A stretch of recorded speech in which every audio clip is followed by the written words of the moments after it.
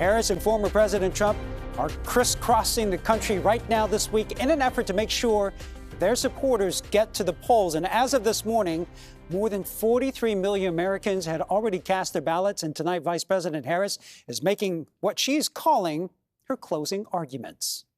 And this election is more than just a choice between two parties and two different candidates. It is a choice about whether we have a country rooted in freedom for every American or ruled by chaos and division.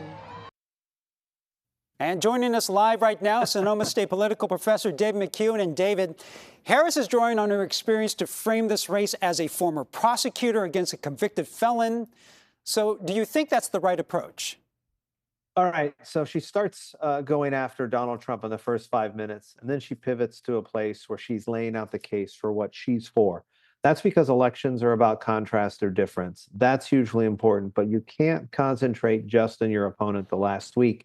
You have to give voters something to think about prospectively moving forward. So this speech really is a pivot. Donald Trump can't just keep giving grievance. He has to do the same thing. You have to give voters a reason to vote for you and for things, not just against things. This is a little bit more of a challenge in a short campaign for Harris, about 100 days or so that she has moving forward. She's a different candidate than she was a month ago, but this campaign is exactly where she thought she would be, exactly where her advisors thought they would be. For Donald Trump, it's going to be about locking in that vote, but a couple of places around to pay close attention to are what happened in example, Trump was in Pennsylvania today. That's an important state. But Arizona becomes really important because it's also a slow counting state. And it's a state Joe Biden won by less than 11,000 votes in 2020. So we're starting to get some elements of what to pay attention to next Tuesday when we're less than 150 hours out.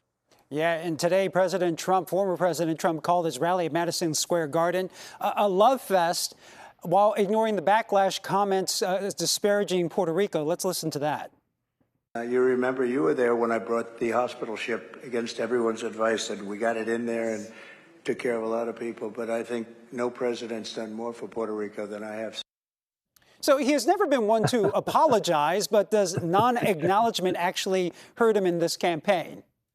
Well, look, non-acknowledgement is fine for him because that's his MO, his modus operandi. The explainer-in-chief, that's J.D. Vance. He comes in to explain what's going on. But look, politics isn't all rainbows and butterflies. And because it isn't rainbows and butterflies, you don't expect that from Donald Trump. But you do have to lay out a vision that's positive and does move forward. If you're going after particular swing voters or disaffected Democrats, African-American males, for example, if you're going after Latinos and Latinas who are going to vote late during their work breaks on Monday and Tuesday in the casinos and second floor in Las Vegas, what happened in Madison Square Garden is not a place to get those votes. You can lock those votes down in Florida, but in Florida, he'll win by double digits.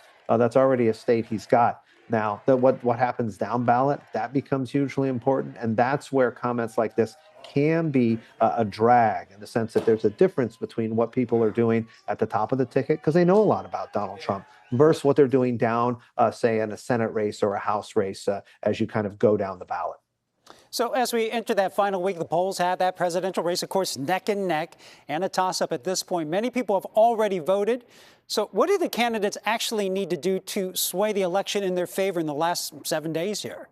Yeah, thank you for this. Look, you have to get out your vote. Beginning about last Wednesday, Thursday, Friday, we saw a slew of polls, for example, coming out in swing states and nationally. And this kind of moved the moving averages nationally. For example, in Pennsylvania, 31 polls came out, and 19 of them were by Republican organizations. So, of course, they showed the race tightening in Pennsylvania. You saw this writ large nationally as well. But at that point, things are changing. So everyone kind of needs to take a little bit of a pause from the polling because the campaigns themselves need to bring their voters out. And that means you change your message and you pivot to draw out your voters that might be in your core and on the margins and that you've identified. You've spent a year identifying them, contacting them. Now you're drawing them out. And those voter subsets are really important. We've seen a lot of early votes. Those early votes were Republican, the very early votes. Democrats have picked up. But the late vote, the vote that's going to come in, say, the next 150 hours or so, is going to be a turnout game. And a turnout game works to Democrats' benefit,